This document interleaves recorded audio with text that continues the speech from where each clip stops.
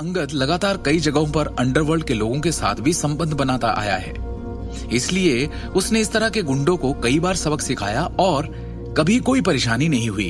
इसलिए इस बार भी उसे किसी बात की चिंता नहीं थी। वास्तव में वो गुंडा अंगद के लिए एक अच्छा पंचिंग बैग साबित हुआ, क्योंकि दृष्टि के सामने उसे अपनी ताकत दिखाने का मौका मिल गया।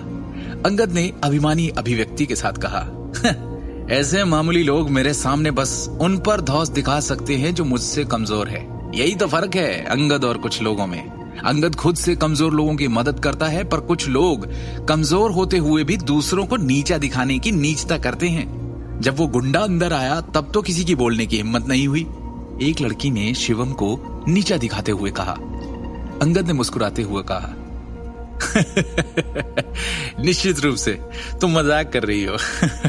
मेरा मानना है कि जिन लोगों पर तुम इशारा कर रही हो, वैसे यहाँ केवल ये शिवम गांधी है। दृष्टि, क्या तुमने देखा?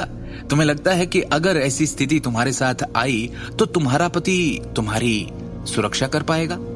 अंगद ने शिवम का उपहास किया।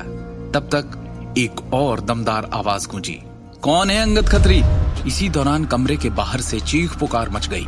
अचानक एक व्यक्ति जिसके चेहरे पर कटे का एक लंबा निशान था, 7 से 8 और गुंडों के साथ कमरे में घुस गया। सबके हाथों में लोहे की छड़े, जंजीरें, हॉकी आदि थे। निशान वाले आदमी के बगल में फूल टैटू वाला आदमी था, जिसे अंगद ने थप्पड़ मारा था। तुम में से किसने मेरे चचेरे भाई पर हाथ उठाने की हिम्मत की, वो भी मेरे यानी काला कोबरा के एरिया में? निशान वाले आदमी ने मुंह में सिगरेट दबाकर ठंडे मगर धमकी भरे भाव से पूछा।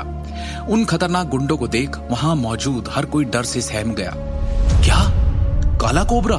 अंगद के चेहरे पर भी डर साफ दिखाई दे रहा था। काला कोबरा दिल्ली के हौज खास में एक व्यापक रूप से ज्ञात व्यक्ति था, जिसके पास पर्पल गोल्ड डायनेस्टी केटीवी के शेयरों का हिस्सा था। नहीं कोबरा भाई, गलत फहमी हो गई। अब मैंने कभी नहीं सोचा था कि ये लड़का आपका चचेरा भाई होगा। अंगद ने घबराहट में कहा, मैं धीरज खत्री का बेटा अंगद खत्री हूँ। अरे मेरा परिवार ग्लोबल कंस्ट्रक्शन कंपनी का मालिक है, धीरज खत्री। काला कोबरा की भौहें चढ़ गई। उसने अपने बगल में खड़े एक गुंडे से पूछा, नाम सुना हुआ सा लगता है। ओए बब्बन, क्या वो छोटा मालिक है जिसने कल रात मेरे साथ खाना खाया था? हाँ कोबरा भाई, वही आदमी तो है धीरज खत्री। तो मेरे डैड की खातिर माफ कर दो ना। चलो इस मामले को भूल जाते हैं। मैं बाद में आपके लिए कुछ महंगी शराब भी लाऊंगा। अंगद ने ये महसूस करने के बाद कहा कि उनके पिता का काला कोबरा के साथ किसी तरह का संबंध था। तेरे बाप की खातिर? काला कोबरा तिरस्कार में खिसिया गया। 2 मोटे आदमियों ने अचानक अंगद को मेज पर जोर से दबाया। वो लड़का जिसके हाथों पर फूल का टैटू था, जिसे अंगद ने थप्पड़ मारा था, उसका चेहरा गुस्से में लाल हो गया। उसने हाथ उठाया और लगातार बिना रुके अंगद के दोनों गालों पर थप्पड़ की बरसात कर दी। दर्द में कर्राते हुए अंगद जोर से चिल्लाया, कोबरा भाई, अरे थोड़ी दया दिखाओ कोबरा भाई। इस पार्टी में नारंग परिवार की बेटी है, कम से कम नारंग परिवार के नाम पर तो मुझे छोड़ दो। अंगद दृष्टि का उल्लेख करते हुए काला कोबरा से दया की भीख मांग रहा था। नारंग परिवार की बेटी? काला कोबरा ने भौहें चढ़ा दी और पहली बार अंगद से नजर हटाकर हॉल में मौजूद बाकी लोगों पर गड़ा दी।